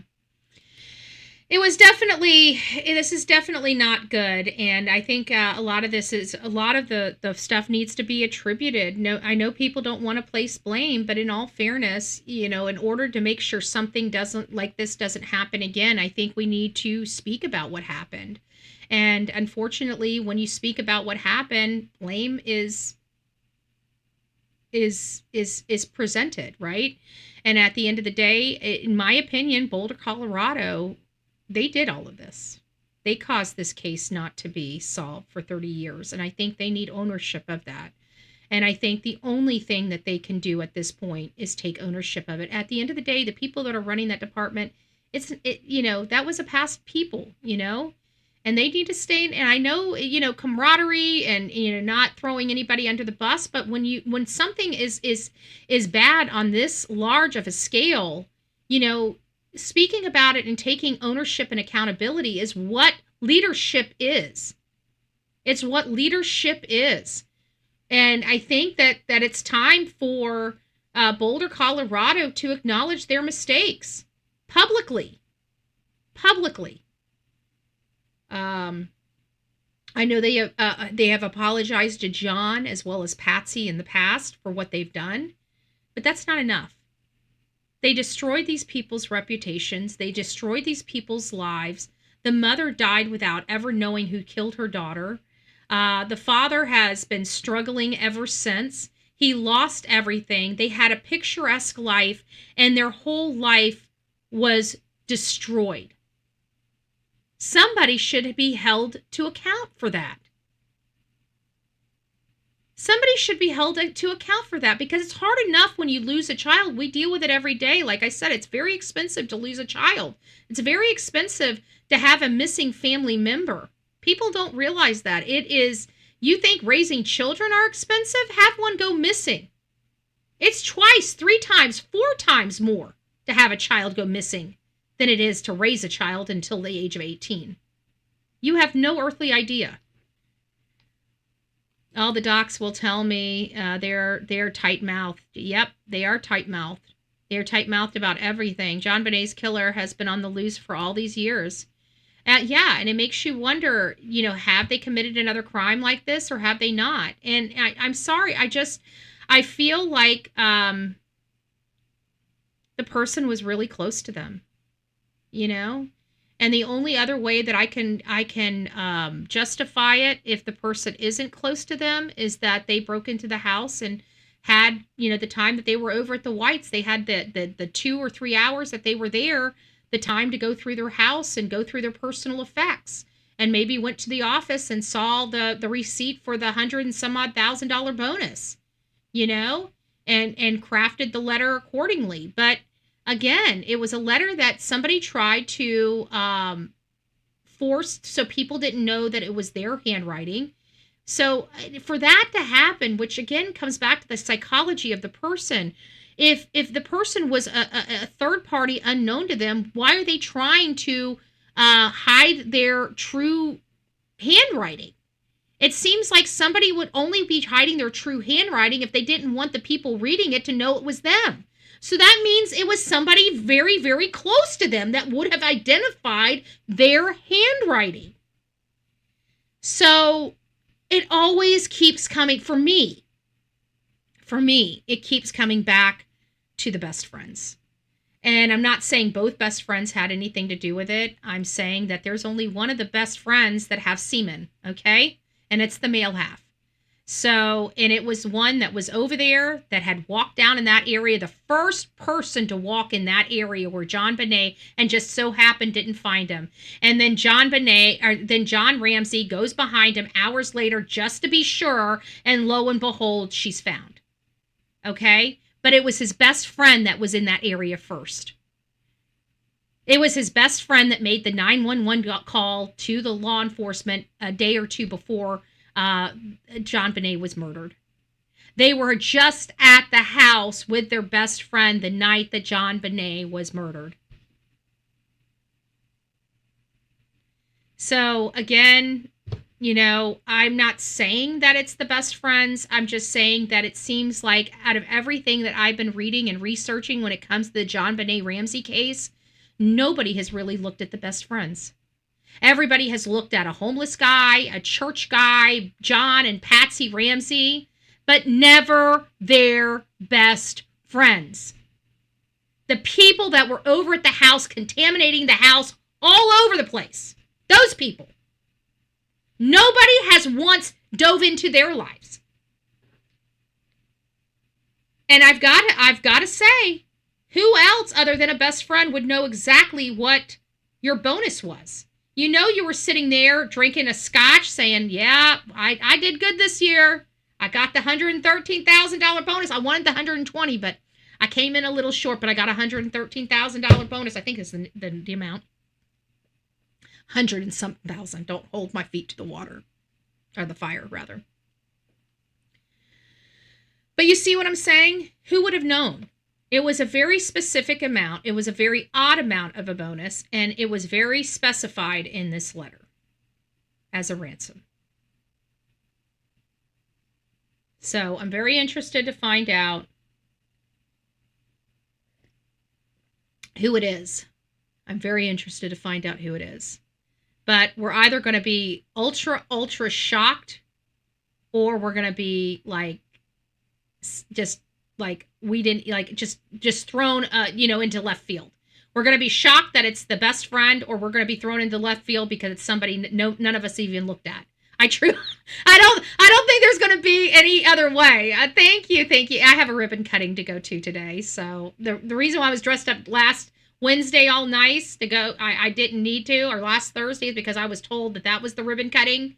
Well, it wasn't the ribbon cutting. This is the ribbon cutting. So I'm being picked up in a convertible. We're going there in style. That's all I'm saying. I need, now I'm going to have like something to go over my head, because I have a funny feeling Glenn's going to be driving with the convertible, so I don't want to mess my hair up. So I'm going to look like a little old lady. Have one of my scarves over my hair so it doesn't get all knotted before we get there. Oh, good gracious. Yeah, we've been fighting for this animal shelter for a while, and they kept screwing it up, and they kept delaying the shelter for the dogs and cats. And it's like, finally we got the facility put together where we're going to be bringing over the animals. And so, it's a long time coming. If you guys don't know, we're not just a true crime channel. If you're here for the first time, I do a lot of stuff locally. Okay. I'm very involved in my community. I want the people that watch me to be very involved in their community. I will tell you, I really don't have a whole lot of well, up until Charlie Kirk, got, I really don't have a whole lot of problems with Democrats, Republicans. I'm a conservative Republican, but it's the white liberals I don't like, and I deal with a lot of them, being part of politics. And you guys might not like that. You might be one yourself, and I'm sorry. If you are, I'm going to offend you on this channel. Probably not the best channel for you. Just in all love and honesty to you, I love you as a human being, but I don't like your politics. I think they're very dangerous. And I think white liberals, in my mind, are the most miserable and heartless people on the earth. So I don't want anything to do with them. You understand? They cause too much destruction. They cause too much pain. They want everybody miserable. I will not subject myself or my channel to it. And if you're one of them, go be miserable someplace else. We don't want your misery here. Okay. So that's kind of where I stand on a lot of issues. It pisses a lot of people off. And you know what? I really don't care. I come here every day. I'm going to continue to stand on my platform. I'm going to continue to do my work. I am a political activist. Okay. At the end of the day, I was a political activist before I was a victim rights advocate and activist. Okay, so that's where my calling will always be, and we're going to continue to work to correct America. I am part of MAGA. I've been all over the country. And you're just not going to ever be able to change me. You're just not going to be able to change me. It's sad. Jonathan lost his way, but at the end of the day, he can lose his way. He was always for the fame, glitz, and glamour anyways. He was never really with he was only with the causes to get attention. And now that he's got attention, the causes he doesn't even advocate for anymore. If you go to his channel, he doesn't even care about like I told you, he didn't care about missing people, and he didn't care about missing kids. He doesn't even talk about missing people or missing kids anymore. All he talks about is shootings. I think that's pretty much it. Just shootings and political stuff now. So God bless him on his channel. More power to him. But we're going to continue our work. Our work here has always been the people. It's always been America, and it's always been doing the right thing. And I think that's what has gravitated us to the true crime genre, because it's about law and order. And that's the one thing that we absolutely strive for in America right now, is law and order in the craziness of everything. I want to make sure my neighbors, even in other states, are safe. I don't want your children or you being in harm's way. And I think it's the responsibility of all of us to make sure that that doesn't happen. And we're living in very scary times. And there's nothing we can do but talk about it. And so that's what I choose to do. I choose to talk about it, because after Charlie Kirk, we never really talked about politics on this channel. We actually stayed away from it. I refuse to do that anymore. Politics is a big part of why we're dealing with all the crime. And for me to kowtow away from that, or not tell my audience how I feel about it, I think is a disservice to everybody. So we're going to continue to talk about political stuff, because political stuff is a direct result to the crime level that we have and the homicides that we have, the miseries of the people.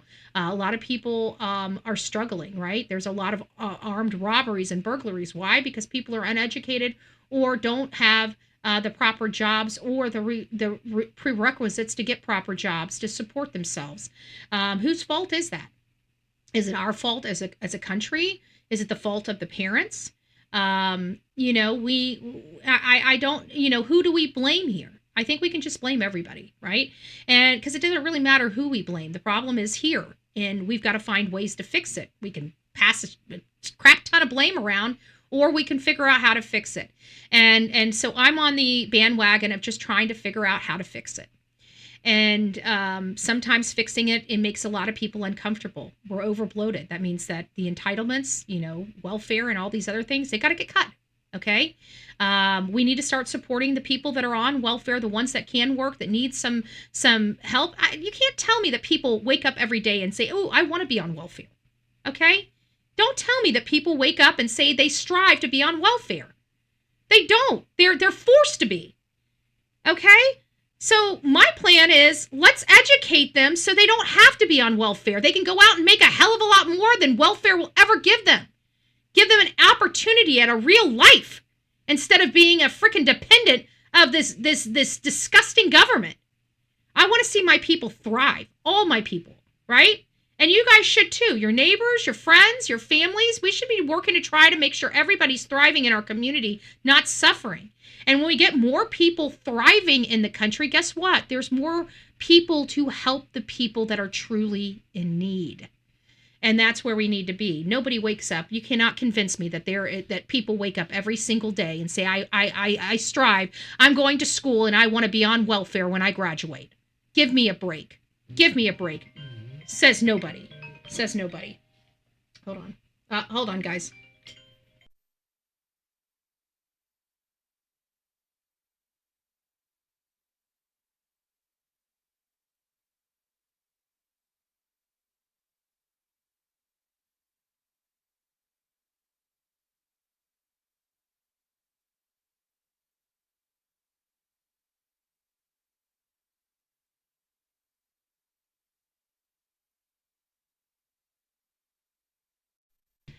All right, that was my Uber Lyft, reminding me, giving me the courtesy call that they will be here on time, and reminding me that I need to move it along. Move it along, lady. Move it along. All right. They also keep you stuck on a system. Yeah, they do. Once you're on it, they make it impossible to get off of it. And I'm sorry, you cannot tell me that people strive for welfare. I'm sorry, you're never going to convince me that. They're forced into it. They're forced into it because they cannot afford to live. And people have to survive, and they do what they need to do to survive. And when they're not making it any other way, they're going to find ways to make it. And that's where it is. And if that means carjacking people so they can, and most of that stuff is substance abuse, but a lot of substance abuse is in a lot of low educated level areas. So I still believe education is the way. We need education, proper education, not, what we've been getting. Anyways, I got a lot to say. What else do we have? We already talked about Reidner. Did you guys hear? I forgot about this. I heard about a dollar store freezer having a body in it. You guys remember hearing about that? We didn't play it on the channel, but do you guys remember hearing that?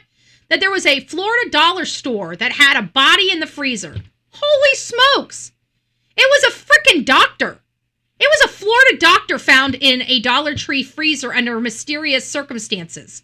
Now, I don't know who this doctor was, but she's a 34-year-old Florida physician and a mother of two found deceased inside a dollar store freezer in Miami. How in the hell did a doctor get into a freezer at a dollar store deceased? It sounds like somebody would work there, but, you'd all automatically almost think that, it's the husband, right? And it's like, how's a physician's husband working at the dollar store? Like, who loaded her in there and took her into a freezer? This is the craziest thing I've ever heard in my life, in a dollar store freezer in Miami.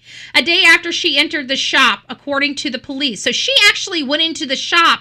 Somebody assaulted her in the shop and threw her in the freezer. I mean, if you heard this lady missing, we would have been looking at the husband. we would have been looking at the husband. And now we find out she actually walked into this dollar store, and then a day or so later, she is discovered deceased in a freezer in the dollar store. The woman is identified as Helen Gary Sanchez and was discovered by store employees on Sunday morning. Authorities have said her death is being treated as unexplained. Come on, Miami. Come on, Miami. What woman falls into a freezer and doesn't get up as unexplained? They're not saying foul play. They're not saying homicide. Maybe she had a medical event. With investigators continuing into how and why she entered the restricted area where her body was found. So they're saying that she entered in the restricted area. Miami police said officers said they called to the dollar store on Southeast 8 around 8 a.m. on Sunday after an employee reported finding an unresponsive woman inside a freezer located in an employee-only area. This is nuts. Absolutely nuts. So now we've learned it's a doctor. She's in a freezer. What happened to her? I have no idea. And we also found that there was a man that was found inside an Ohio garage wrapped in a rug in a plastic bag. And those skeletal remains have been found, and they have been found and identified as Dustin Engler. Here he is. Let me put this up. There he is, Dustin Engler in Ohio.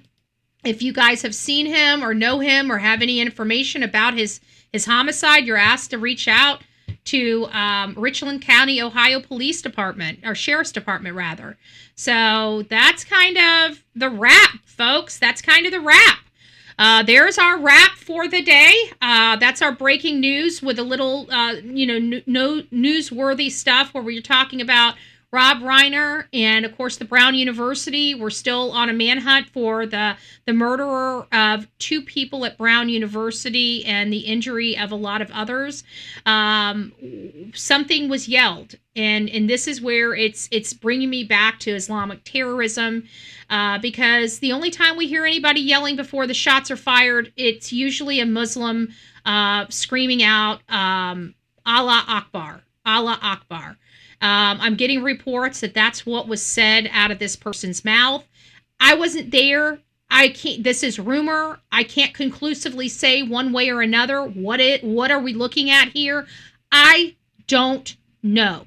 I know that it's either a Muslim or it's a white liberal. Okay, there's not really a whole lot in here that makes me believe anything else. Okay, it's one or the other at this point. Well, hello, Miss Delilah. All right, guys, I got to go. She's got to go for a walk, and I got to get finished getting ready for the ribbon cutting. So I will see you guys here in a little bit. Rock it out with your coffee beans out. I did not set up Sebastian Rogers' 4:15 show yet. I'm not going to be able to do it until I return back home. So it is going on at 4:15. So please, if you have not turned me to your notifications, that's that bell on my channel. When you go to my channel and you see that little bell, hit that bell. Make sure you're set to all so you get all notifications. This will help make sure that you do not miss any important breaking news from the Bullhorn Betty channel. Thank you all for being here, and we will be back later this afternoon to kind of end the day. Oh, shit. I didn't mean to do that. I hit the wrong button. Give me just a second. There we go. I hate when I do that. I made a boo-boo. I made a major boo-boo. I hit the wrong button, and now it's going to take forever to get it floated back up. So you guys are stuck with me for at least a few more seconds while I pull this up. And if you guys can do me a favor on your way in or on your way out, please, please, please be sure to hit the thumbs up button and hit the share button. Are you guys in some type of true crime channels? Are you guys joined with Facebook, the true crime channels on Facebook? Share this out if you found valuable information. Share it out, because people don't hear these things unless we share them. So anyways, guys, you have a great day. We'll see you soon. God bless.